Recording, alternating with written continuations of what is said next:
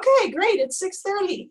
I want to welcome everybody here. I'm Dr. Leanne Calaba, chiropractor at Lifeline Wellness Center, and I'm super excited to share this information with you.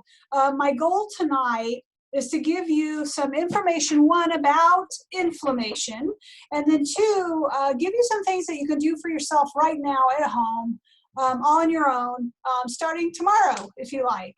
And so, welcome. And again, thank you so much for coming tonight. I want to start off by talking about what is inflammation. So inflammation is a biological response that's triggered by the immune system. So when irritants or pathogens are damaging cells, the immune system signals an inflammatory response. So infections, wounds, and any damage to tissue would actually not be able to heal without this inflammation or that inflammatory response. So regarding inflammation, there's the good, the bad, and the ugly. So in reality, inflammation is actually good. Inflammation is the body's first line of defense against harm. It's the body's attempt at self-protection to begin the healing process. And this is called acute inflammation. The bad part of this is that when that inflammation turns long-term, or it starts lasting for prolonged periods of time from several months to even years, then it becomes chronic inflammation. And that's when it turns ugly. So chronic inflammation is actually the thing that we want to avoid. Chronic inflammation can eventually cause several diseases and conditions, including things like cancer and diabetes and rheumatoid arthritis. So I want to take a deeper look into the ugly side of chronic inflammation here in a second, but I want to make sure you do understand that acute short-term inflammation is actually good and it's necessary for the body to heal. The problem is when it turns into chronic long-term inflammation. So chronic inflammation can result from a few different things. So when the body fails to eliminate a cause of acute inflammation, things like infectious organisms, fungal infections, parasites, harmful chemicals, or other agents that remain in affected tissues, it can result in chronic inflammation. Exposure to a low level of a certain irritant or foreign material, including substances or industrial chemicals that cannot be eliminated, also cause chronic inflammation. And an example might be of this is the off-gassing of carpet or paint, as well as even some of our medications. What else causes chronic inflammation? Autoimmune disorders, and where the immune system attacks healthy tissues, can lead to chronic inflammation. And then lastly, we have biochemical inducers. So biochemical, this leads to excessive oxidative stress, mitochondrial dysfunction, and increased production of free radicals. Mostly what I'm talking about here are things we consume, right? Sugar, processed carbs, trans fats, those sort of things can lead to that excess oxidative stress I just mentioned, which can create chronic inflammation. So why is this an issue? Well, the World Health Organization ranks chronic diseases as the greatest threat to human health. So years of research conclude that chronic inflammatory diseases are the most significant cause of death in the world. So years of research have identified some common signs and symptoms that develop as a result of chronic inflammation. So you might be asking yourself right now, how do I know if I have chronic inflammation? Well, that comes with body pain, chronic fatigue and insomnia, depression, anxiety, mood disorders, digestive or GI issues like constipation or diarrhea or acid reflux. We have weight gain, as well as frequent infections. The next item is just alerting you to conditions that can be related to chronic inflammation. Many diseases have been attributed to chronic inflammation, and they include asthma and cancer, heart disease, neurodegenerative diseases like Alzheimer's, obesity, rheumatoid arthritis, sinusitis, type 2 diabetes, ulcerative colitis, and Crohn's disease. So all of those have a link to chronic inflammation. So what I want you to know are some risk factors that play into this. So numerous risk factors have been identified that promote a low-level inflammatory response into chronic inflammation. And these include advanced age, obesity, diet, cigarette smoking, having low sex hormones, and stress and sleep disorders. So can you think of what most of those risk factors have in common? Maybe not all of them, but most of them, is that they're all controllable through lifestyle changes. So I want to spend the rest of our time together talking about ways you can prevent chronic inflammation, or things you can do to help yourself. So now we have this understanding that acute inflammation is actually healthy for us. It's our first line of defense. It's what our body needs to start the healing process. However, when it turns into chronic inflammation, that's when it leads to those serious long-term disease processes. So let's talk about some things you can do for yourself. The first one's going to be really easy. If you're a cigarette smoker, it's time to quit. So smoking is a significant contributor to inflammation, and it's a lifestyle factor that is controllable. Cigarette smoking is associated with lowering the productions of anti-inflammatory molecules. So it essentially induces inflammation. If you're in a position where you're a cigarette smoker, especially a long-term one, and you need help, always talk to your healthcare providers. They'll have some resources for you to help you do that. So one of the other things that's really easy for us to do regarding inflammation is to change our diet. So one of the best ways to reduce inflammation is simply in the refrigerator. An anti-inflammatory diet, and I'm going to go over some of these in detail. I'm just going to read you a quick list. Includes such foods as tomatoes, olive oil, green leafy vegetables like spinach and kale and collards, nuts like almonds and walnuts, fatty fish, that includes salmon, mackerel, tuna, sardines, and then of course fruits. So high antioxidant fruits include the berries. So we've got strawberries, blueberries, raspberries, cherries, and oranges. The natural antioxidants and polyphenols are actually protective compounds that help reduce inflammation. So I want to go through the top 15 anti-inflammatory foods for you. So the first one we have is lots of green leafy vegetables. So like I mentioned, these are things like kale and spinach, those sort of things. And then we've got bok choy. So it's another sort of green leafy vegetable that provides lots of antioxidants and vitamins and minerals. Then we have celery. Celery is a great addition to anyone trying to fight inflammation, especially if you have some sort of inflammatory gut issue going on. Celery juice is magnificent. So you can juice your celery and drink it on an empty stomach in the morning, and it literally provides lots of minerals and nutrients to help heal that gut lining, which in turn supports defeating inflammation. So let's see what's next. We have beets. Beets are a great addition. Broccoli. Number 6 on the list is blueberries. So I mentioned all the berries are definitely antioxidant in nature. They have lots of flavonoids in them, lots of vitamins. So if you want to splurge on sweet stuff, instead of going for the sugary foods, eat a little more fruits, and especially berries.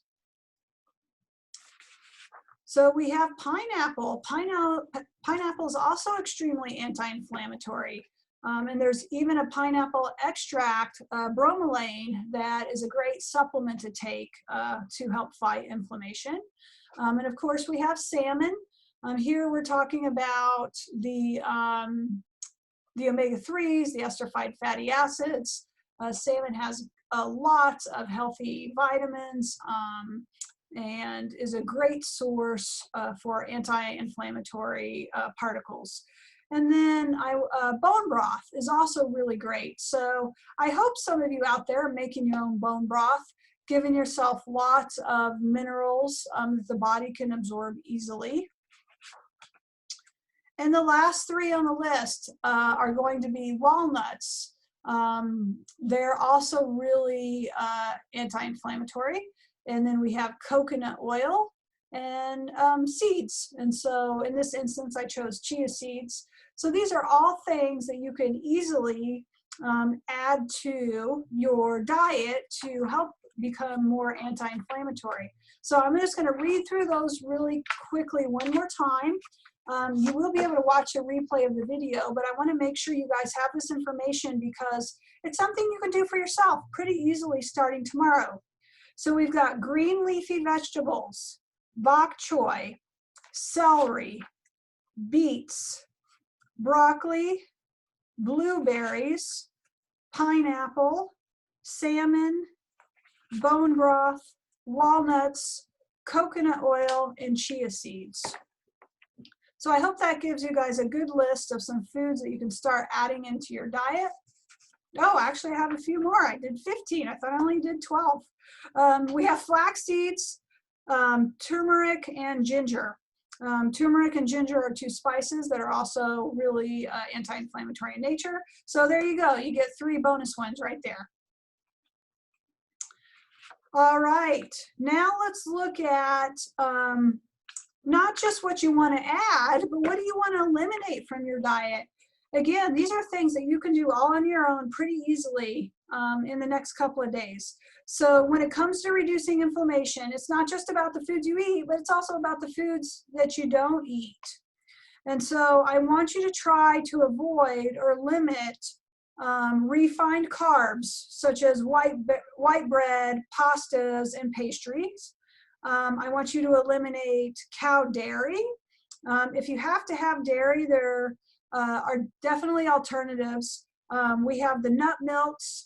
Even goat milk is actually better for us than cow dairy. I want you to eliminate fried foods and eggs. Now, eggs in and of themselves, there's nothing wrong with them, except that there's something that a lot of people are allergic to or have sensitivities to, and that's why they cause inflammation. I also want you to avoid cola or soda or other sugar-sweetened beverages. Those are full of artificial colors, flavors, preservatives, and the sugars themselves that increase inflammation. So red meat, especially processed meat, should be avoided. If you're eating organic grass-fed meat, that would be okay. But I want you to stay away from, burgers and steaks and hot dogs and sausage, those sort of things, if they're not organic grass-fed. And then lastly, margarine and shortening and fake fat. So a lot of people don't realize that those are actually healthy for us. They're promoted to us as an alternative to actually full-fat butter, for example, when full-fat butter is way better for us than margarine or shortening. So I'm going to go over the list again. So what are those foods that cause inflammation that I want you to avoid? We've got fried foods like donuts, mozzarella sticks, potato chips. They're all high in trans fats. And so trans fats have been linked to a long list of side effects that include cholesterol, heart disease, cancer, diabetes, and triggering inflammation. I mentioned processed meats. So any type of meat that has been smoked, cured, salted, dried, or canned, especially in order to enhance its flavor and just simply make it last longer on the shelf, probably isn't good for us. So the most common examples include cold cuts, deli stuff, bacon, sausage, the jerkies. So not only was processed meat recently classified as carcinogenic, but it can contribute to inflammation. And so if we're trying to lower our inflammation, it's definitely something that we want to take out of our diet. Alcohol. So certain types of alcohol obviously have benefits, like red wine, but excess alcohol consumption is a major risk factor for inflammation. So drinking high amounts of alcohol absolutely increases blood markers for inflammation, and that includes your C-reactive protein, which is what CRP stands for. Um, Alcohol also can increase leaky gut syndrome. And so if you have leaky gut, in other words, if particles that are not meant to be in the bloodstream actually get through into the bloodstream through the gut lining, that's going to cause an inflammatory response. So alcohol actually contributes to that. So in order to avoid or lower your risk of inflammation, eliminating alcohol is also a smart step.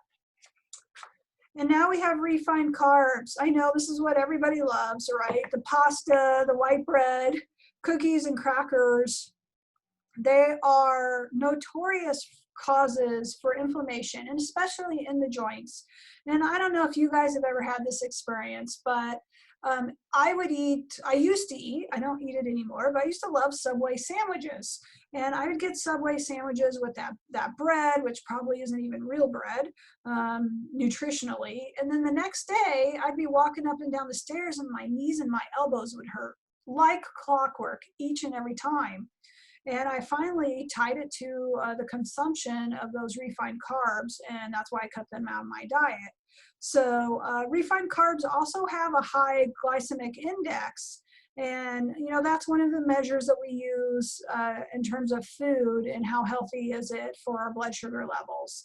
And so if you consume foods that have a high glycemic index, it actually increases your inflammation as well. So there's multiple reasons to avoid those.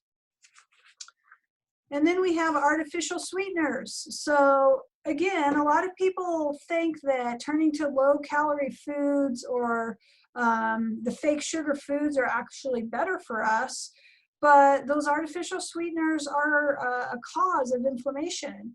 I'd much rather somebody had like a sweet tea with real sugar in it than a diet soda with those fake sweeteners. So again, avoiding the fake stuff is a big step into eliminating inflammation in your body. So those sweeteners also impact the gut lining, which we've already talked about. And so if having a healthy gut lining and a healthy gut microbiome is supportive of reducing inflammation, then anything we can do to support that is a step in the right direction. So let's avoid those artificial sweeteners. And then we also have vegetable oils. So vegetable oils are actually highly processed and are very high in omega-6 fatty acids. And that's a kind of omega that we want to avoid. We actually want to consume more omega-3s and less omega-6s. And so, many people think that canola oil or corn oil, Crisco, those sort of things are healthy for us. But actually they cause inflammation. Again, what can you eat instead? Quite honestly, if you're open to eating lard, that would be healthier for you. But we also have things like olive oil, of course, and coconut oil, avocado oil, which are way better for you than those refined vegetable oils. So I would at all costs, honestly, avoid canola oil, corn oil, and Crisco, those sort of things. And then we have high fructose corn syrup. This is a food that also causes inflammation. So high fructose corn syrup is included in just about everything. If you read through the labels, you'll find it in so many processed foods. And I don't want you to stop there. I actually want you to look out on the internet, and I want you to look up alternative names or words for high fructose corn syrup, because there's about, I'm going to say anywhere from a couple dozen to up to 100 different labels for this. And if you don't know what they are, you might be consuming this when you don't think that you are. So high fructose corn syrup is actually at the very top of the inflammatory food list. And it really is something that you should avoid at all costs if you're trying to lower your inflammation. So again, I'm going to read through those really quickly just because I want everybody to get a chance to write them down. So foods that cause inflammation that you should avoid. We have fried foods. We have processed meat, alcohol, refined carbs, artificial sweeteners, vegetable oil, and high fructose corn syrup. So I hope that gives everybody a chance to write those things down. And as I said again, you can always watch the webinar replay and take some more notes. So what else can you do for yourself? What else can you do to help reduce inflammation? Well, exercise. Exercise is actually really essential. So participating in 30 to 45 minutes of aerobic exercise and 10 to 25 minutes of weight training around 4 to 5 times a week is definitely a great step in minimizing inflammation. Part of that is, you know, you get your blood flowing, you get your lymphatic drainage happening, you sweat, and you start detoxifying and moving those inflammatory molecules out of your body. So adding exercise is a great step. Next, we have addressing your stress. Stress actually signals the body to produce a hormonal response known as fight or flight. In the office, you may have heard us refer to this as sympathetic mode. And so obviously stress serves as a protection mechanism to alert us of harm, and that's really good to know. But many people live in a state of chronic stress all the time. So there's not always a bear in the room. We don't need to be in that state 24/7. So what happens is that chronic stress causes stress-related hormones to be in the body all the time. And that process leads to inflammation. So when you have high levels of chronic stress, you're increasing your inflammation. So getting your stress under control is essential. So what are some ways to manage stress? There are countless techniques. And one of them we already talked about, which is physical exercise. Getting adjusted, a chiropractic adjustment helps your body manage stress mode. It helps determine whether you're in fight or flight mode or whether you're in rest or digest and healing mode. Things like yoga, meditation, journaling, gratitudes, guided imagery or visualization. Lots of deep breathing practices exist. Those can help you manage stress. Walking. You know, one of the things I like to say, and I talk to practice members about, is it's quite simply, what fills you with joy?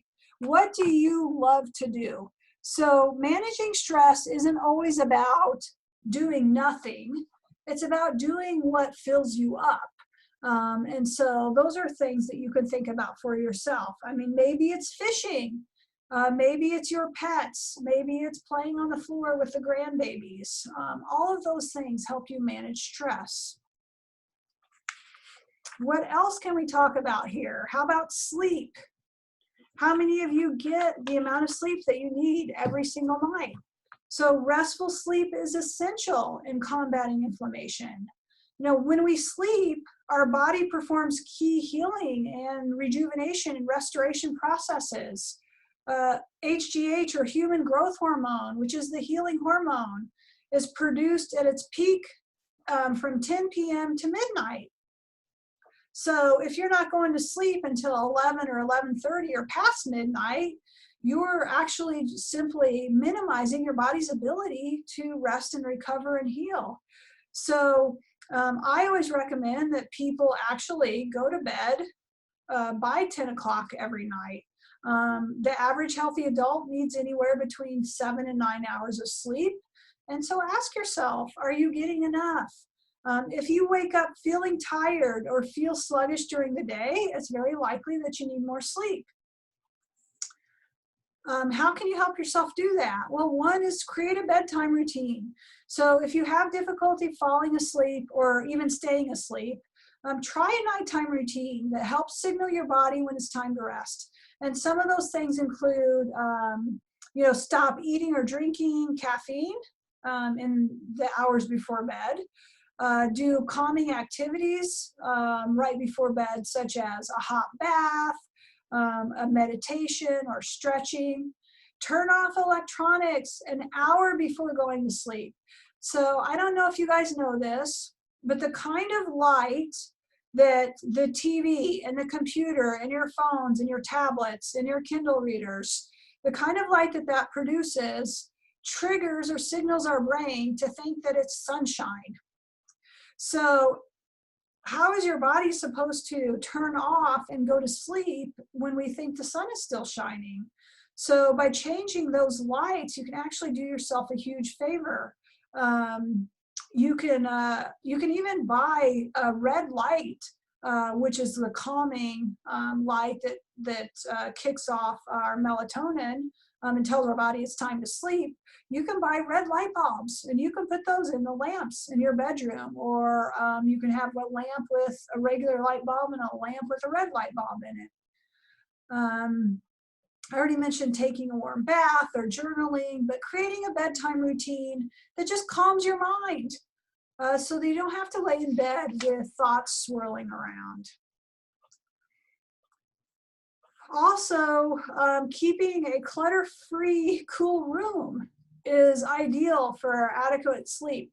I can't see everybody right now, but I'm asking you to raise your hands. Do you sleep better when you get to curl under the nice warm covers in a cool room versus a hot room that's kind of sweaty and sticky?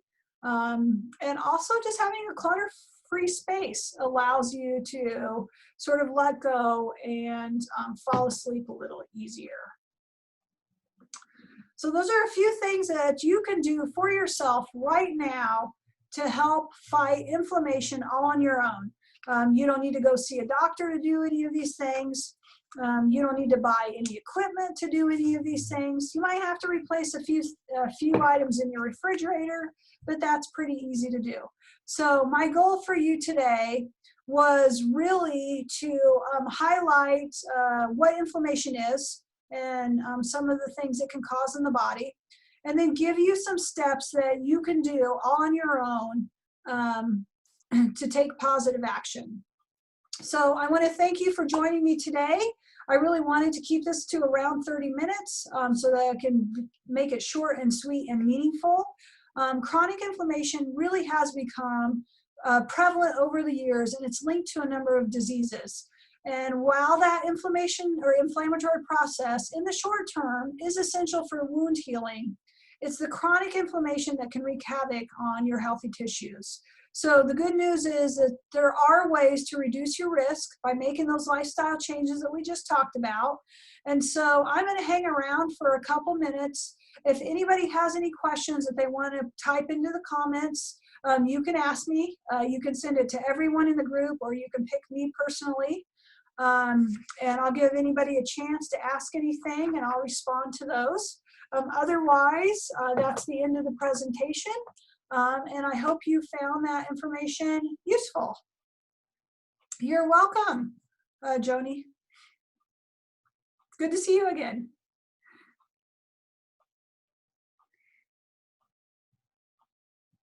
Okay, anybody else have any questions? No, tomatoes are actually anti-inflammatory. So if you're not sensitive to nightshades, tomatoes have lots of healthy vitamins and minerals. So you can add that to your diet. Thank you, Jeff. I appreciate that.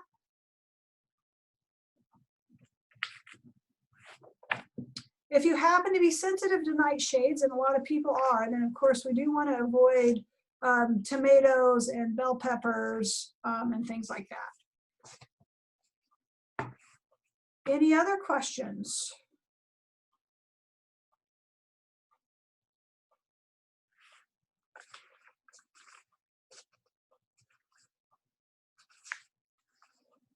All right, I'll give you another 30 seconds.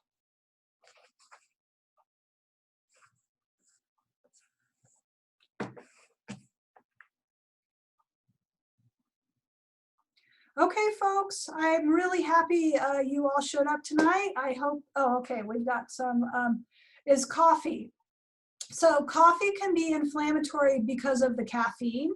So yes, if you're trying to avoid inflammation, I absolutely would avoid coffee. If you like the decaf stuff, then that would be an alternative, or decaffeinated teas.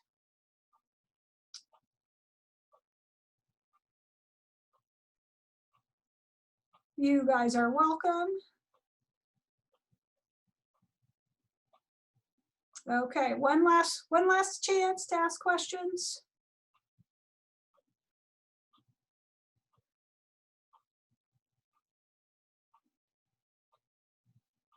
Okay, guys, thank you so much. We'll get the replay up in the next couple of days on our Lifeline Wellness Center page. And if you want to check it out, you can always watch it again. Hope you had a great night, and we'll see you around the office soon.